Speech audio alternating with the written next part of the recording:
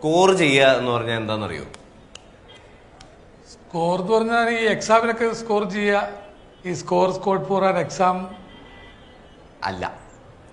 അതായത് ഈ കഞ്ചാവൊക്കെ പോലത്തെ ലഹരി വസ്തുക്കളില്ലേ, അത് സംഘടിപ്പിക്കുന്നതിന്, അത് വാങ്ങുന്നതിന് കുട്ടികൾ ഉപയോഗിക്കുന്ന കോഡ് വാക്കാണ് സ്കോർ ചെയ്യുക എന്നുള്ളത്. അപ്പൊ ഈ ലഹരി സംബന്ധമായിട്ട് കുട്ടികൾ ഉപയോഗിക്കുന്ന ഇതുപോലത്തെ കുറേ കോഡ് വാക്കുകളുണ്ട്. അതിനെ പറ്റിയിട്ട് പഠിക്കാനാണ് ശരിക്കും പറഞ്ഞ ഇന്നത്തെ ക്ലാസ്. അപ്പൊ ലൈൻ ഇടുക എന്ന് പറഞ്ഞാൽ എന്താണെന്ന് അറിയോ?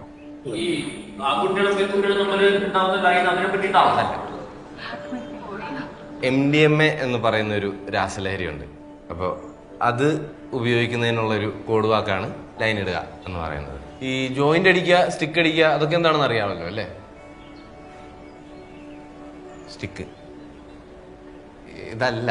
കഞ്ചാവ് വലിക്കുന്നതിന് പറയുന്നതാണ് ജോയിന്റ് അടിക്കുക, സ്റ്റിക്ക് അടിക്കുക എന്നൊക്കെ ഉള്ളത്. പൊടി അടിക്കുക അതെന്താണെന്നറിയോ?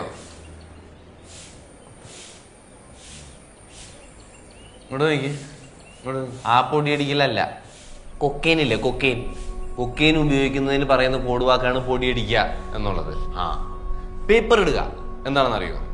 അറിയോ അറിയോ അറിയോ പേപ്പർ ഇടുക അല്ല. LSD എന്ന് പറഞ്ഞിട്ടൊരു ഡ്രഗ് ഉണ്ട്, ഒരു രാസലഹരി വസ്തുണ്ട്. അത് ഉപയോഗിക്കുന്നതിന് പറയുന്നതാണ് പേപ്പർ ഇടുക എന്നുള്ളത്. ഇനി പേപ്പർ തരുവോ അല്ലെങ്കിൽ പേപ്പർ ഉണ്ടോ എന്ന് പറഞ്ഞ് വേറൊരെണ്ണം കൂടെ ഉണ്ട്. അതെന്താണെന്നറിയാവോ? അതായത് ഈ കഞ്ചാവൊക്കെ റോൾ ചെയ്യാനായിട്ട്, അത് ചുരുട്ടാനായിട്ട് ഉപയോഗിക്കുന്ന ഒരു പ്രത്യേകതരം പേപ്പറുണ്ട്, റോളിംഗ് പേപ്പർ. അത് വാങ്ങാനായിട്ട് അല്ലെങ്കിൽ അത് ചോദിക്കുന്നതാണ് പേപ്പർ ഉണ്ടോ എന്ന് പറയുന്നത്. നിങ്ങളൊക്കെ ഭയങ്കര പോറാണ് കേട്ടോ. ഭയങ്കരമായിട്ട് ക്ലാസ്സസിൽ ശ്രദ്ധിക്കണം. എല്ലാവരും ട്യൂഷനൊക്കെ പോകണം, എങ്കിലേ ശരിയാവുള്ളൂ. ഓക്കെ, തമാശയല്ല. വളരെ സീരിയസ് ആയിട്ട് നോക്കുമ്പോൾ കുട്ടികളുടെ ഇടയിലെ ലഹരി ഉപയോഗം നിർത്താൻ ഏറ്റവും നല്ല ചാൻസ് ഉള്ളത് നിങ്ങൾ പേരൻസിന് തന്നെയാണ്. അവരുടെ കൂടെ ഏറ്റവും അധികം സമയം ചെലവഴിക്കുന്നത് ചിലപ്പോൾ നിങ്ങളായിരിക്കാം, അവരെ ഏറ്റവും അധികം കാണുന്നത് നിങ്ങളായിരിക്കാം. അപ്പോൾ ഇത് നിങ്ങൾക്ക് ചെയ്യണമെങ്കിൽ, അതായത് ലഹരി ഉപയോഗം നിർത്തണമെന്നുണ്ടെങ്കിൽ നിങ്ങൾ ഇവരിത് എങ്ങനെയാണ് ഉപയോഗിക്കുന്നതെന്ന് മനസ്സിലാക്കേണ്ടത് അത്യാവശ്യമാണ്. അതിനുവേണ്ടിയാണ് സത്യം പറഞ്ഞാൽ ഇന്ന് ഈ ക്ലാസ് എടുത്തത്.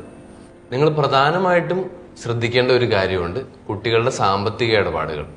അതായത് അവരുടെ കയ്യിലുള്ള പൈസ അവരെങ്ങനെ ചെലവാക്കുന്നു, ആ പൈസ എങ്ങോട്ട് പോകുന്നു, ഇതിന്റെ വിവരങ്ങളെല്ലാം നിങ്ങൾ ചോദിച്ചറിയണം. അതായത് ഇപ്പോ കോമൺ ആയിട്ട് വിപണിയിലുള്ള കുറച്ച് ഡ്രഗ്സിന്റെ ഒക്കെ പ്രൈസസ് ആണ്. ഓക്കെ, ഇത് കുട്ടികൾ തന്നെ പോയി വാങ്ങണമെന്നില്ല. അവർ ചിലപ്പോൾ ഒരു ഗ്രൂപ്പായിട്ട് ഷെയർ ഇട്ടിട്ടൊക്കെ ആയിരിക്കും ഇത് വാങ്ങുന്നത്. അപ്പൊ അവരുടെ കയ്യിലുള്ള പൈസ എങ്ങനെ ചെലവഴിക്കുന്നു എന്നുള്ളത് നിങ്ങൾക്ക് കൃത്യമായിട്ട് അറിയാമെങ്കിൽ നിങ്ങൾക്ക് ഇത് കുറച്ചും കൂടി നന്നായിട്ട് ട്രാക്ക് ചെയ്യാൻ പറ്റും. ഇനി അവർ ലഹരി ഉപയോഗിച്ചിട്ടുണ്ടോ എന്ന് നിങ്ങൾക്ക് എങ്ങനെ മനസ്സിലാക്കാം? ഇപ്പൊ കഞ്ചാവ് ഉപയോഗിച്ചിട്ടുണ്ടെങ്കിൽ സ്വാഭാവികമായിട്ടും കണ്ടുവരുന്ന സിംറ്റംസ് എന്ന് പറയുന്നത് കണ്ണൊക്കെ ചെറുതായിട്ട് ചുവന്നിട്ടുണ്ടാവും, മൊത്തത്തിലൊരു ഉറക്കം തൂങ്ങലുണ്ടാവും, ഒരു ക്ഷീണം ഉണ്ടാവും, പതിവിലധികം ഭക്ഷണം കഴിച്ചേക്കാം, അല്ലെങ്കിൽ അമിതമായിട്ട് ചിരിക്കുന്നുണ്ടാവും. ഇങ്ങനെയുള്ള സിംറ്റംസ് ഒക്കെയാണ് പൊതുവായിട്ട് കണ്ടുവരുന്നത്. മറ്റ് ലഹരി പദാർത്ഥങ്ങൾക്കൊക്കെ കുറച്ചും കൂടെ അവർ എനർജറ്റിക് ആയിട്ട് നിൽക്കും. ഇവർക്ക് ഉറക്കമൊന്നും വേണ്ട, അല്ലെ അവരുടെ വാക്കിൽ തന്നെ പറഞ്ഞാൽ അവർ ഫുൾ ഓൺ ആയിട്ടായിരിക്കും നിൽക്കുന്നത്. ഇതെല്ലാം ഇന്നിവിടെ വന്ന് പറഞ്ഞത് കൊണ്ട് എല്ലാ സമയവും നിങ്ങൾ എല്ലാ കുട്ടികളെയും സംശയത്തോടെ നോക്കരുത്.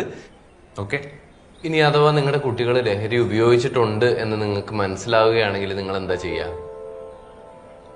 അതിനെ ചൊല്ലി നിങ്ങൾ അവരുമായിട്ട് തർക്കിക്കുവോ, ശിക്ഷിക്കുവോ, അല്ലെങ്കിൽ വീട്ടിൽ വലിയൊരു അടിയും ബഹളവും ഉണ്ടാക്കുവോ?